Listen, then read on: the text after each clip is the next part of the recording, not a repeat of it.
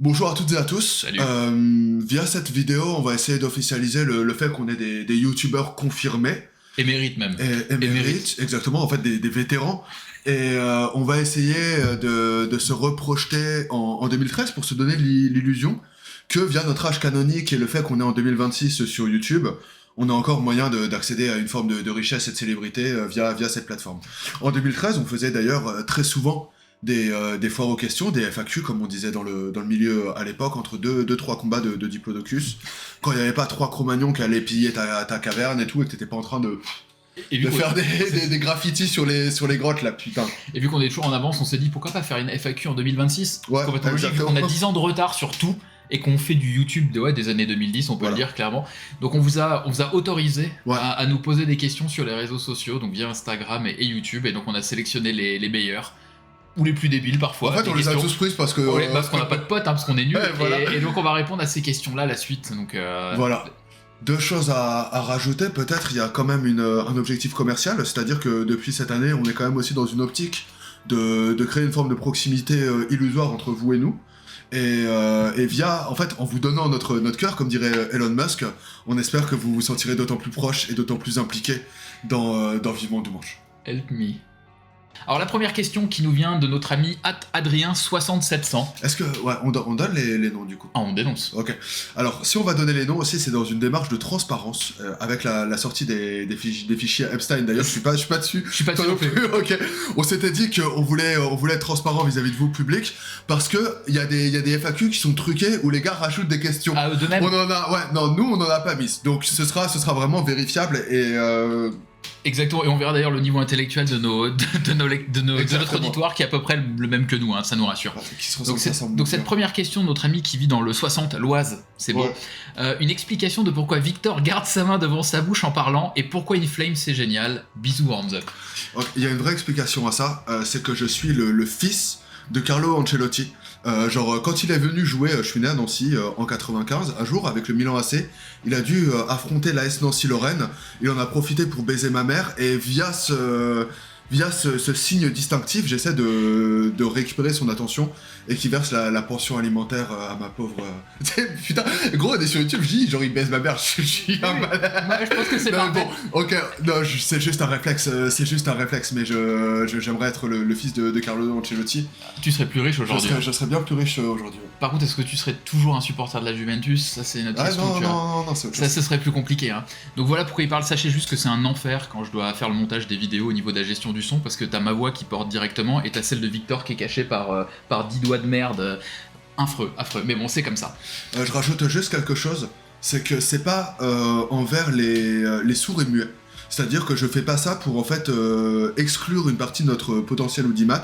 Je suis désolé si vous pouvez pas lire sur mes lèvres épaisses, mais c'est un vieux réflexe que j'ai, j'en suis navré. J'essaie de travailler à ce moment. J'essaie de lui donner un peu des tips là-dessus. Et pourquoi Inflames? Très bonne question. Il y a deux choses. D'une part, il y a quand même un peu un running gag de pousser un groupe à l'extrême jusqu'à saouler tout le monde avec. Et je trouve ça assez drôle de continuer le truc. Et le deuxième point qui est assez simple, hein, c'est un peu comme Victor avec Black Sabbath.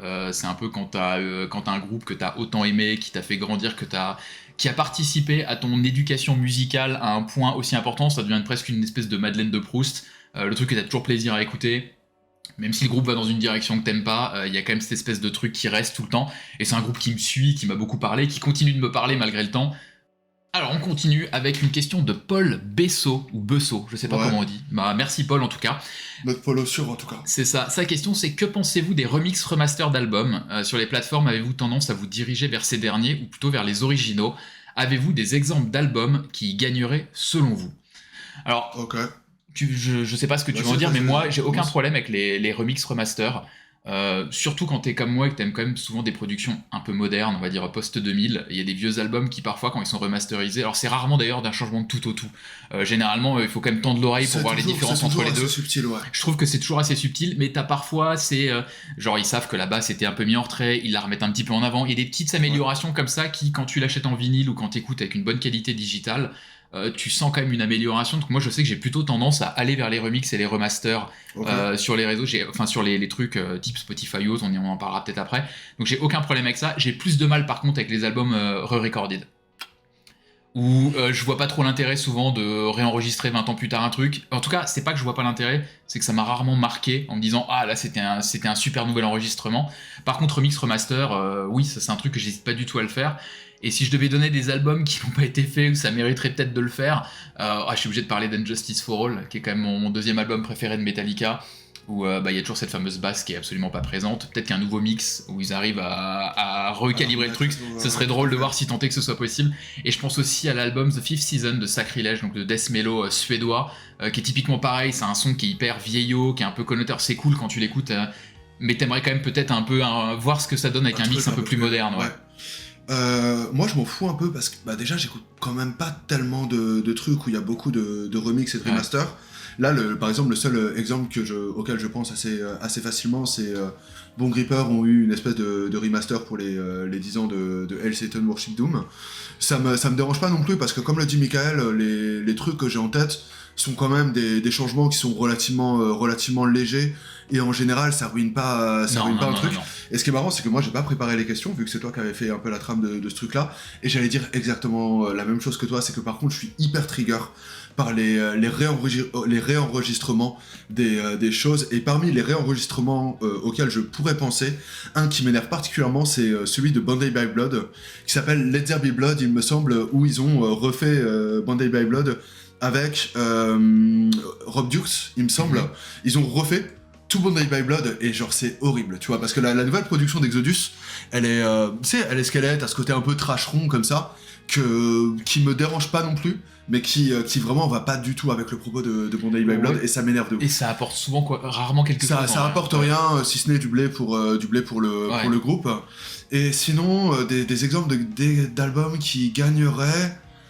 Je peux citer des albums dont j'aime pas la prod, mais je me dis que du coup, s'il faut un remix ou un remaster, il faudrait vraiment la changer vraiment pas mal. Ouais. Mais je pense que l'album avec le plus grand écart entre la prod et la qualité d'écriture qui me vient à l'esprit, c'est Pierce Within de Suffocation. Je déteste la prod de cet album-là. Je ne l'écoute jamais, parce que je la trouve trop brouillonne, alors que le propos est assez... mérite d'être disséqué et tout. Je sais que ça peut être une autre take et que je suis un peu tout seul là-dessus, tu vois. Non, franchement, ça se comprend. Je dirais pas que j'ai pareil, mais je comprends. Mais genre, ouais, vraiment, un The Pierce Within avec une prod un peu plus définie. Je suis client chaque jour. Et j'aime pas trop la prod des premiers Decide non plus. Et c'est pareil, ça mériterait d'être un peu plus épaissi, tu vois. Et avoir un côté un peu comme ça.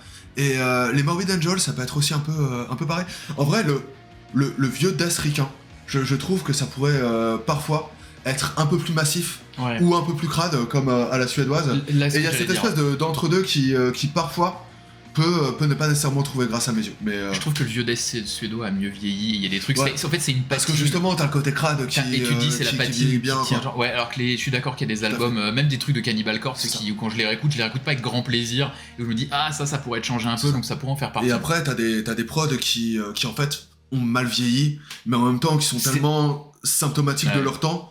Que genre, mec, quand ça vieillit de ouf, tu vois, je suis désolé. Mais t'as pas envie de en même temps, ouais, voilà, parce que c'est vraiment ce sont des années 90. Et voilà, mais c'est juste que, des fois, c'est un peu... Un peu costaud. On passe maintenant à la question de Essonien 1980. Donc déjà, toutes nos condoléances pour vivre dans l'Essonne. Je crois que lui, il m'a déjà vu, mais je suis pas sûr. Et il m'avait engueulé parce que j'avais dit... je crois que de la merde sur l'Essonne. Ouais. Bah écoute, c'est parti, on est parti direct sur une En même temps, je viens du Loiret, on n'est pas très loin, on se comprend, tu vois. On est des fils de la Beauce. Alors la question, où trouvez-vous toute cette énergie? Et sinon, quelle est votre formation de Slayer préférée, évidemment?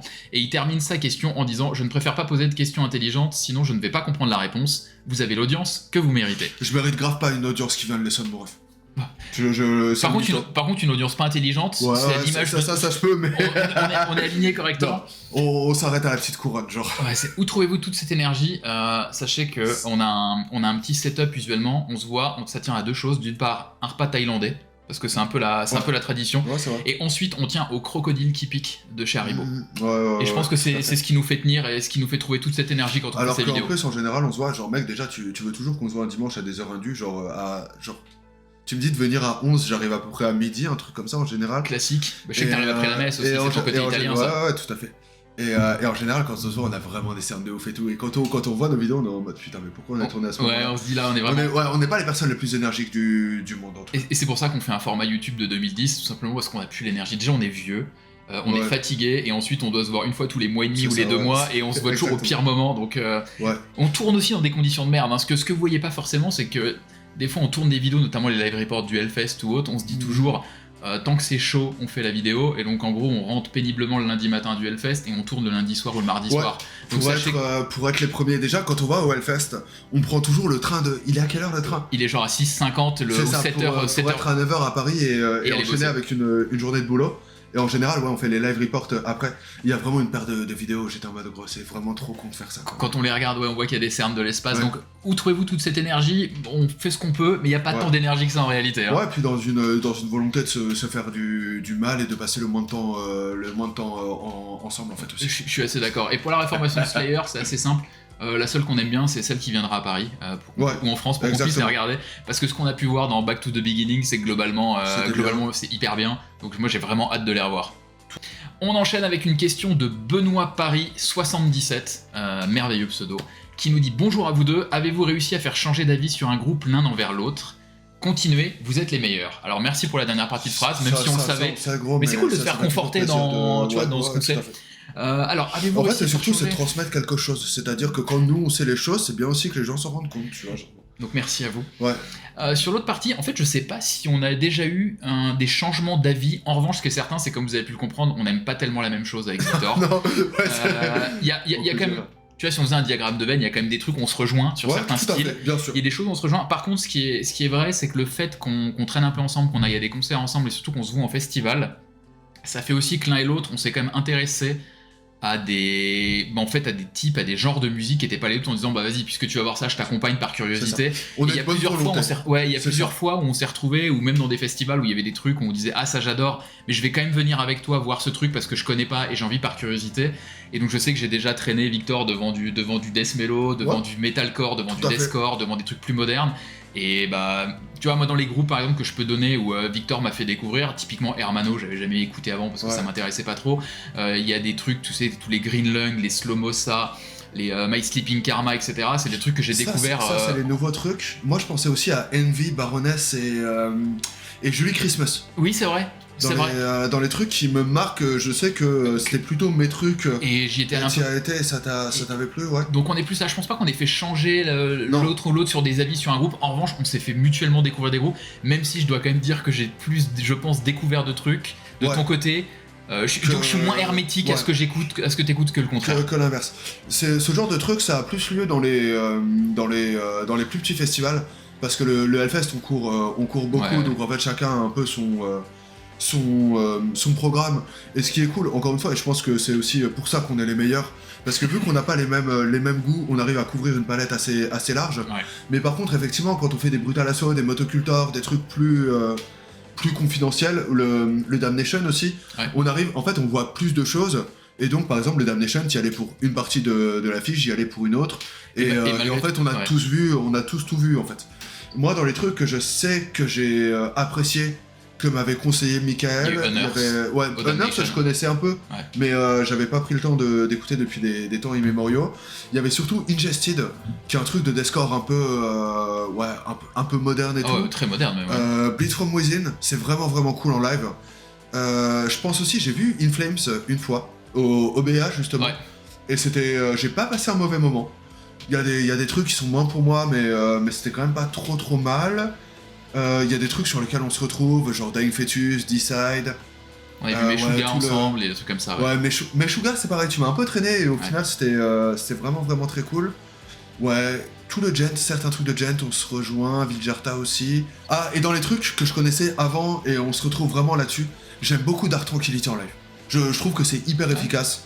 C'est tout droit, c'est vraiment bien et tout, et on n'y a jamais été ensemble, je crois. On n'y a jamais été ensemble, non. Parce que toi, tu vas aller voir plutôt au Hellfest, et au Hellfest, je peux jamais voir Dark Tranquillity. Mais ouais, non, il y a quand même une curiosité des deux côtés qui font que sur des petits trucs un peu comme As, on arrive. Et on va se... Alors, autre chose, on peut en parler aussi, on devait aller tous les deux voir Avatar. Parce que genre... c'est le Avatar Gate, là. Le Avatar Gate. En fait, on va pas faire une question Avatar, mais on va faire un point Avatar à la fin de de la vidéo. Une question ensuite de Abden498 qui nous dit: bonjour messieurs, avez-vous quelque chose à dire sur le dernier album de Megadeth? Avec un F, hein, c'est pas nous, c'est écrit. Et si oui, pensez-vous que cela vaille la peine d'y consacrer 2 minutes de votre temps d'antenne? Ok. Et qu'un petit PS ensuite, quid de votre promesse électorale de résilier votre abonnement chez Spotify pour passer dans le camp du bien qui fait beaucoup de co-buzz en ce moment? Très travaillé comme message. Ouais, beaucoup de jeux de mots et tout. Alors deux choses. La première, j'ai écouté le Megadeth à plusieurs reprises. J'ai pas du tout été convaincu. Alors il faut savoir un truc, c'est que globalement, je suis pas du tout dans la team Megadeth depuis longtemps. Même les grands classiques, les Rust in Peace et consorts, j'en ai jamais eu trop grand chose à foutre. C'est un peu dur, mais ça m'a jamais passionné. Même quand j'apprenais la guitare étant beaucoup plus jeune, c'était à fond Metallica, et même les riffs de base, malgré tout l'amour que j'ai pour Marty Friedman, ça m'a jamais fait vibrer, même dans les années 90. Donc moi, Megadeth, j'ai déjà un peu de distance, et vraiment cet dernier album, il m'a pas passionné. Je trouve que les paroles sont presque cringe, comme elles l'ont beaucoup été ces dernières années. En gros, je suis pas passionné par les compos, je les trouvais plutôt faibles. Maintenant, j'ai vu qu'il y avait eu des retours plutôt bons. La chronique sur Hands Up était assez négative. J'ai vu qu'elle s'est pris un peu un petit shitstorm de gars qui disaient bah en vrai c'est nul, et d'autres qui disaient non mais c'est merveilleux. Bon, on sait que ce sont des contouches à Megadeth, il y a une quantité de boomers qui viennent, on est en train d'insulter leur daronne. Il est quand même assez clivant, j'ai l'impression, parce qu'il y a des gens qui se disent que vas-y, 60 ans, 70 ans, tu sors ça, c'est honnête. Il y a des gens qui trouvent ça méga... Moi je trouve que la chronique est un peu dure, mais je trouve que ça mérite pas plus d'un 5 ou un 6, c'est-à-dire que c'est un album qui est un peu quelconque. Je suis pas sûr que ce soit génial de finir sa carrière là-dessus, mais voilà, encore une fois, je suis pas un grand client de Megadeth, donc je suis pas non plus plus déçu outre mesure, mais voilà, pas exceptionnel. Et la deuxième partie, c'est est-ce qu'on a tenu votre promesse électorale? Alors moi j'avais pas fait de promesse, mais j'ai quand même quitté Spotify malgré tout pour Cobuzz. Et pour l'instant j'en suis plutôt très content, j'ai quasiment rien trouvé d'album qui n'était pas présent sur la plateforme. Ou alors c'était de manière anecdotique, des choses dont je peux parfaitement me passer. La qualité sonore est bien meilleure, et même si l'interface est pas la plus idyllique par rapport à Spotify pour des raisons qu'on imagine, je suis très content de ce choix. J'en ai rien à foutre de Megadeth. J'ai même pas écouté le dernier. J'ai vraiment un problème avec la voix de Mustaine. Elle me trigger pas mal. Ouais, dans le trash, j'ai vraiment un... En fait, j'aime pas trop le trash un peu virtuose. J'aime Sodom, j'aime les premiers Creator, les premiers Destruction, j'aime Slayer. J'aime vraiment le trash qui justement va très vite donner le black, le trash qui est vraiment très inspiré du punk. Et ou alors un truc qui est vraiment un peu à part, genre Vector, avec une forte patte, un truc qui est très technique ou quoi. Mais tout le trash qui est un peu entre les deux, où ça joue quand même bien, mais en même temps c'est pas si agressif que ça et tout. Ça, vraiment, ça m'intéresse pas tellement quoi. Donc Megadeth, je m'en fous, j'ai pas écouté. J'écoute Rust in Peace de temps en temps, mais par contre, j'aime quand même, en fait. J'aime bien l'attitude d'immense grincheux, de semard de Mustaine. C'est un truc qui l'a pas quitté, et ça me fait vraiment marrer, genre en mode le gars il a 70 ans, il est millionnaire, il commence à faire un truc de type j'en ai rien à foutre de ce que vous pensez de moi, mes frères, enfin t'as des millions, bien sûr que t'en as rien à foutre, c'est normal d'en avoir rien à foutre, mais arrête de le dire, tu vois. Ouais. Ça me fait trop rire, cette espèce de truc de... Je pense que sur sa pierre tombale il y aura un message pour Metallica. Ah ouais, non mais c'est vraiment... En vrai, tu vois, tu sais, je comprends, parce qu'il a eu une carrière de ouf, qui est quand même pas non plus celle de Metallica et tout, mais... Tu sais, vraiment, en fait, tu sens que c'est un connard, et j'ai vraiment pas mal d'admiration pour les espèces de connards qui, tu sais, qui cherchent même pas à se cacher. Un Jack Lang, par exemple, il fait tout pour masquer le fait qu'il est imbuvable, tu vois ce que je veux dire? Mais lui, c'est vraiment en mode, genre, il est grincheux, gros. Tu le détestes sans le connaître, j'aime beaucoup ça. C'est un grincheux de droite américain. De ouf, mais sans, vraiment antipathique. Donc, non, j'en ai jamais eu grand chose à faire de Megadeth, mais belle carrière au demeurant, et surtout il me semble que c'est Endgame qui est un bon album. Enfin, c'est quand même un groupe qui a réussi à sortir des trucs assez bons sur la fin de carrière. Moi je suis sur Deezer, j'ai arrêté en août Spotify, et en fait j'ai pris un abonnement familial avec 6 autres personnes, ce qui fait que je paye basiquement, je sais pas, genre 40€ mon année, et donc là je suis engagé jusque août.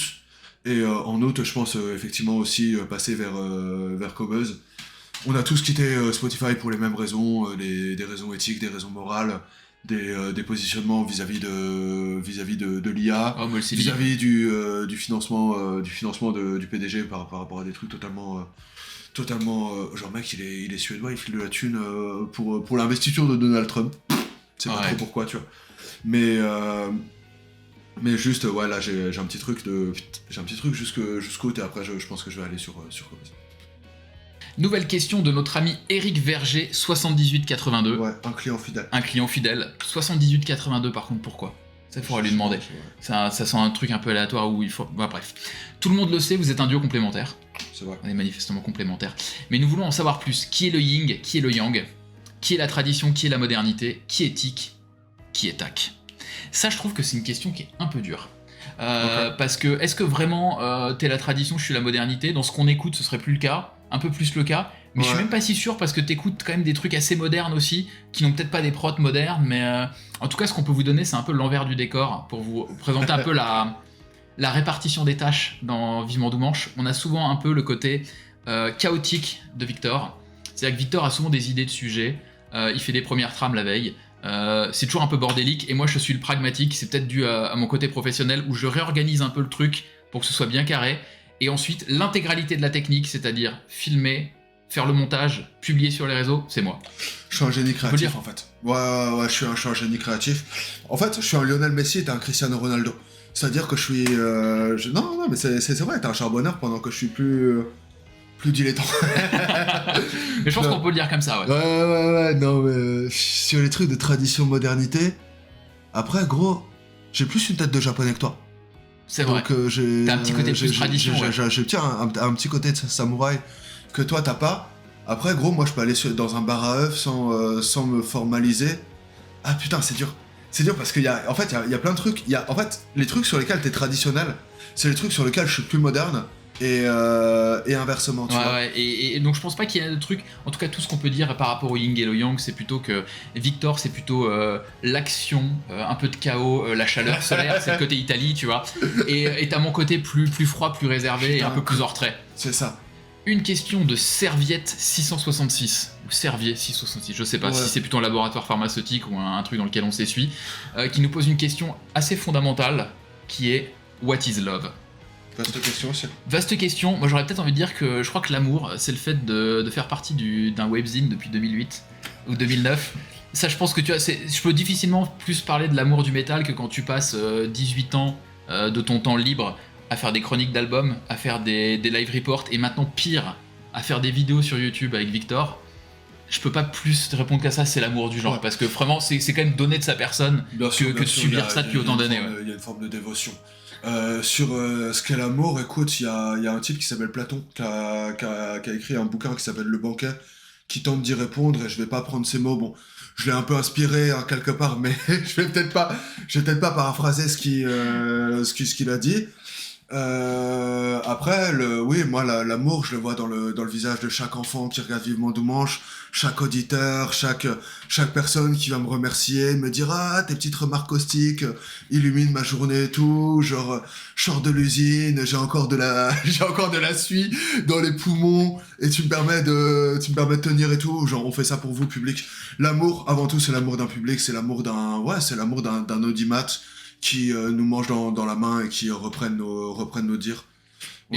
Et on leur rend bien. C'est ça. Quelque part, en fait, on est juste des espèces de créations qui sont vouées à vous procurer une forme de distraction. Et on espère que vous chérissez ces trucs qui vous extraient de manière brève d'un monde capitaliste toujours plus hostile. Question de Thomas S. Salut, pourquoi ne pas faire une vidéo sur les nouveautés Doom ou sur les groupes à ne pas louper dans ce style, hors groupe traditionnel bien connu? Plus pour toi, parce que moi je m'en fous un peu du Doom, donc... Alors, si on le fait pas, c'est parce que lui il s'en branle. Et donc, Thomas S, ok, c'est peut-être Maes, parce que c'est marqué comme Maes, le rappeur. Ah, tu penses? Et tu penses qu'il est Si c'est lui, je te salue. En vrai, en fait, on considère à diversifier, à ouvrir une forme de succursale à Vivement Doux-Manche, où en fait on présenterait, et c'est le moment où vous pouvez nous dire dans les commentaires si ça vous intéresserait, faire des petits réels d'1 minute 30, où effectivement on présenterait des trucs qu'on aime bien, un peu moins connus et peut-être aussi plus anciens. C'est-à-dire qu'en fait, on se rend compte que si en 2008-2009, vous écoutiez pas nécessairement du métal, bah vous écoutiez pas les sorties un peu en direct. Ouais. Et faire un peu cette espèce de un travail où on remettrait un peu en valeur des trucs qu'on aimait bien, de ces trucs qui ont pas trop buzzé parce que moins de plateformes, moins de réseaux sociaux, moins de trucs.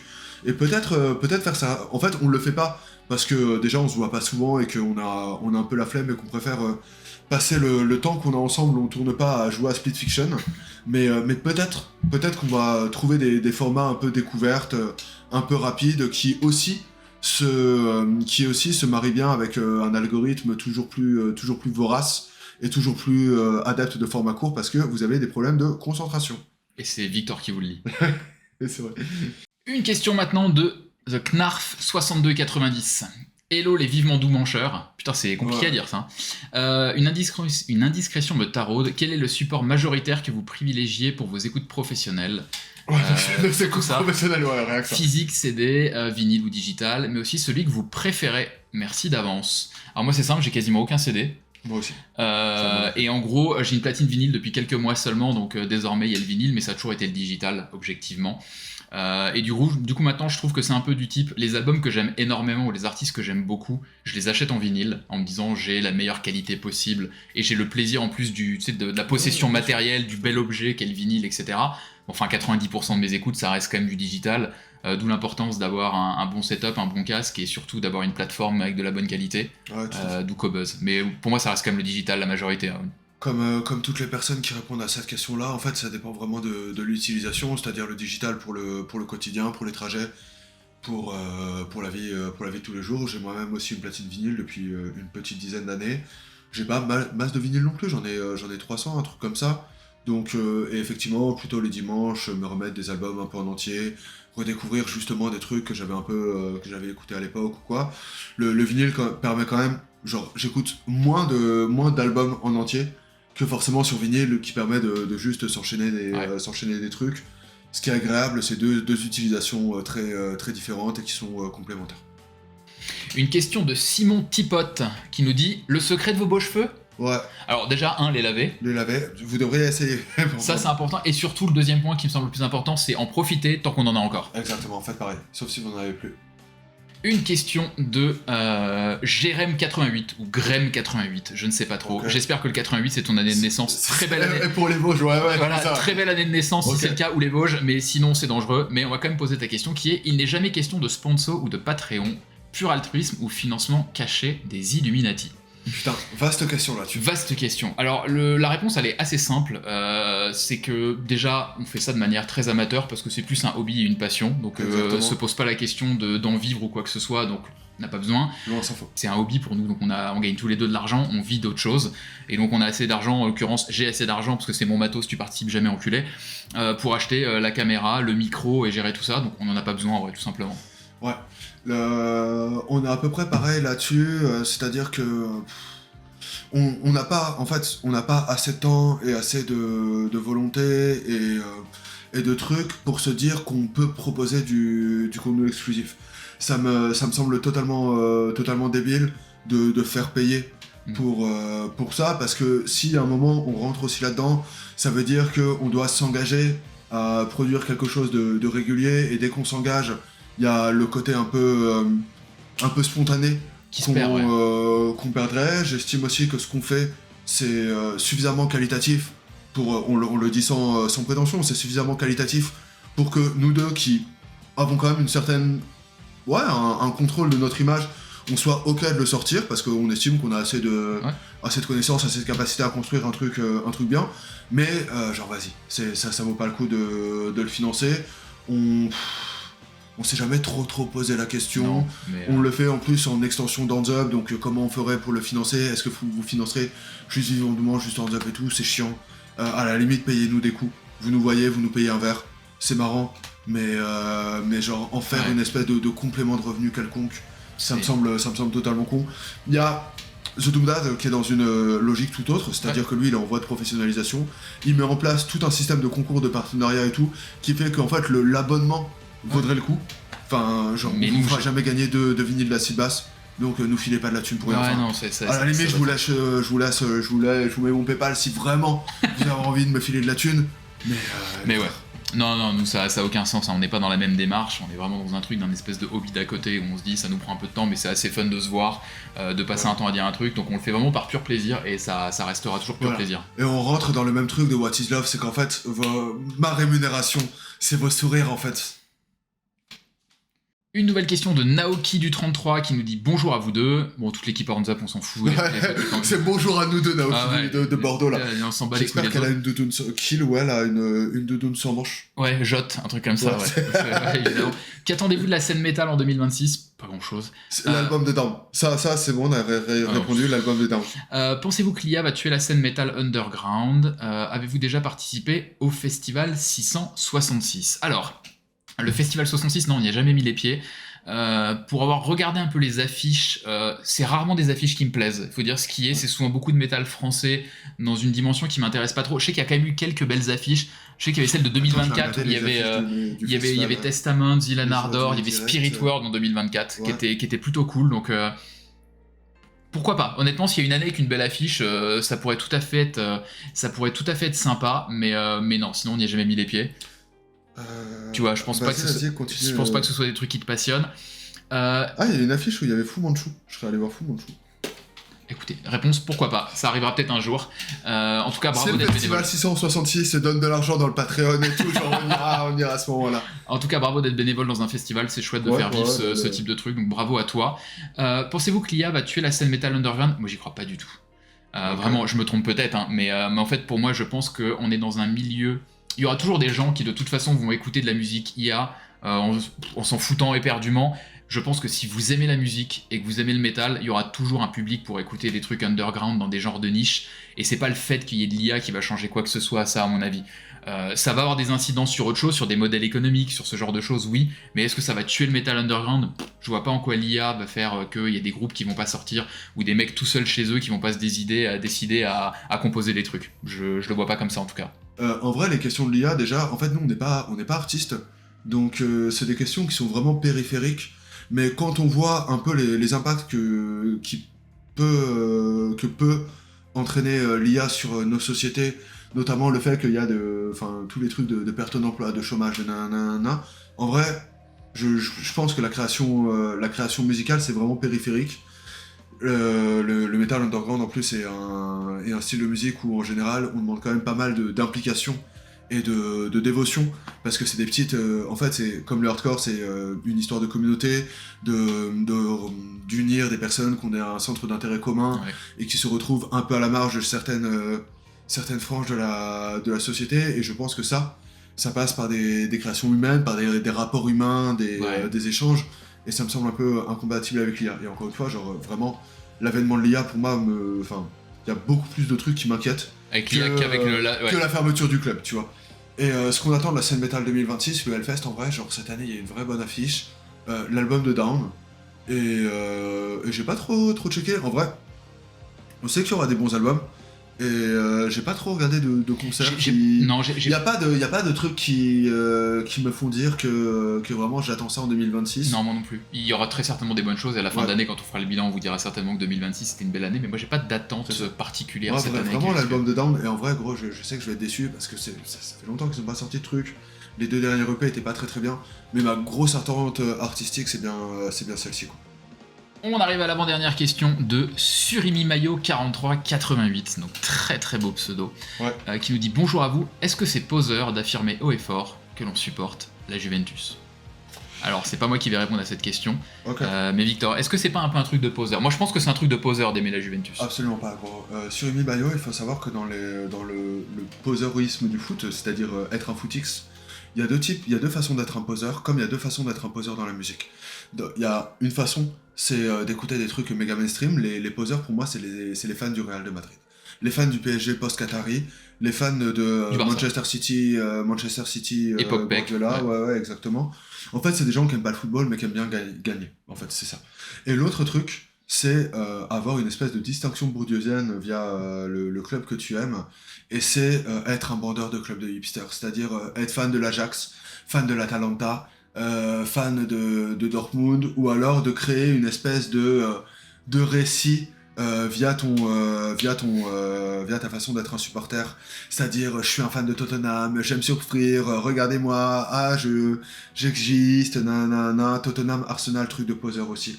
La Juventus, gros, c'est être fan en fait d'une histoire, c'est être fan d'une histoire millénaire, d'un club qui a ses forces et ses faiblesses, qui a ses hauts et ses bas. Là, on est plutôt dans un bas.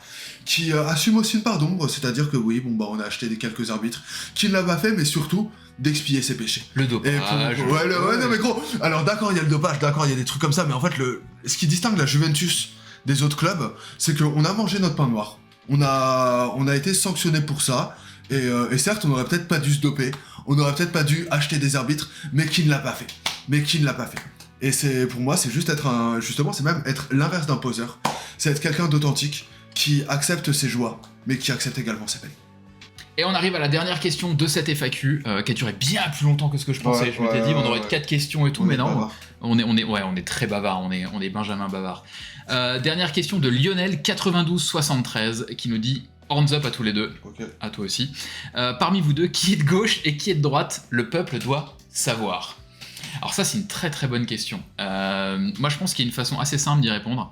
C'est que je suis avocat dans un cabinet d'avocats international. Et Victor est responsable de la scolarité au sein d'un établissement public. Exactement. Là, vous devriez déjà avoir une petite idée. Il est le service public, je suis le grand vilain capitalisme, et ça aide un peu pour le suite. Je déteste quand tu fais des trucs de calibre, je suis le grand vilain capitaliste. Ah bah bien sûr. Non, sur des questions de société, je pense qu'on est à peu près... On est quand même aligné sur beaucoup de choses sur les questions de société. Je pense qu'économiquement, on n'est pas complètement aligné. Ouais, parce que moi, je paye des impôts. Ça ouais, qui sont très bizarres, mais oui, non. En vrai, on est quand même aligné sur pas mal de choses. D'ailleurs, vous l'avez bien vu, on a quand même fait pas mal de vidéos sur des sujets qui peuvent parfois prêter à polémique, sur des questions de société ou autres. Et on essaie de le traiter de manière à peu près objective. De manière qu'on peut, et on pourrait pas faire ça si on était quand même aux antipodes sur l'échiquier politique, mais enfin on est quand même pas vraiment placé au même endroit malgré tout, mais je pense on a nos différences. On a à peu près le même truc, le même rapport aux autres, c'est-à-dire que tous mes potes sont des espèces d'immenses wokistes, genre la moitié doivent être ex-membres du Hamas, et pour eux je suis Nicolas Sarkozy. Ouais. Et toi t'es Marie-Charlotte en tailleur là, pense que t'es une espèce de zapatiste patenté. Complètement, et ce qui fait que en fait on voit chacun le bien dans l'autre. Et je pense que c'est comme ça qu'on... Est-ce qu'on peut pas terminer cette vidéo là-dessus qu'on pourrait se qualifier. En plus que Michael est un immense libertarien qui a envie de tout privatiser. Au moins. Ok, on a répondu à toutes vos questions avec honnêteté et bienveillance comme tout ce qu'on entreprend dans la vie. Mais on va quand même faire un petit point. Parce que en fait on m'a déjà posé la question en vrai, et j'ai eu des échanges sur internet là-dessus, sur le Avatar Gate. Le Avatar Gate, j'ai pris la place pour Avatar, mais il y a un problème. J'ai une place pour Avatar, c'est vrai. En revanche, après avoir pris ma place pour Avatar, c'était l'anniversaire de Michael, et on a fait une cagnotte pour prendre à Michael une place pour Avatar. Parce qu'il voulait partager ça. Je voulais pas y aller tout seul. Et en fait, malheureusement, on va pas aller à Avatar. Parce que on est tous les deux en vacances et en voyage à l'étranger. Ce qui fait déjà, pas ensemble et pas au même endroit, je tiens à préciser. Ouais. Non, mais on n'est pas en mesure d'aller voir Avatar. Le cœur y aurait été. Il faut savoir qu'on n'a pas pris des vacances pour éviter le concert d'Avatar. Ça aurait été quand même quelque chose d'assez radical. Mais on sera pas en France à ce moment-là, pas au même endroit non plus. Mais on va devoir du coup revendre nos places sur Avatar. Donc si vous connaissez des gens intéressés, d'aventure vous voulez, on pourra la mettre dans le Patreon. En fait, on va lancer un Patreon là-dessus. Le premier truc, ce sera genre pas participer au concours. Gagner une place pour Avatar. Ouais. Donc non, il y aura pas malheureusement de live report du concert d'Avatar. On aurait adoré quand même être présent. Mais quel moment ça va être. On peut peut-être s'engager à faire un truc de substitut. C'est-à-dire qu'on n'ira pas voir Avatar, mais dans l'année, on peut prendre un engagement dans les auditeurs, on va prendre un truc un peu gaze ou au début de l'année prochaine. On va trouver un truc un peu nul à aller à couvrir pour vous le public. Voilà, on revient très vite. Il faut savoir que cette FAQ, en fait, elle permet de colmater le fait qu'on a pris du retard sur une prochaine vidéo. Le retard qui était totalement dû d'ailleurs. Pour une fois. Pour une fois, mais genre... Pour une fois, mais cette fois-ci je l'admets. Ouais, on pardonne de ouf. On peut même donner le sujet. On peut donner le sujet. Ok, le sujet, c'est une vidéo spéciale municipale. C'est le métal est-il de gauche ou de droite? Une question encore une fois parfaitement conne, auquel on va répondre avec pertinence. Mais voilà, genre d'ici là, genre régalez-vous de nos réponses. Et on se retrouve avant les municipales. C'est-à-dire avant je sais plus, le 8 mars, Exactement. avec une nouvelle vidéo exclusive et intelligente. Salut à toutes et à tous.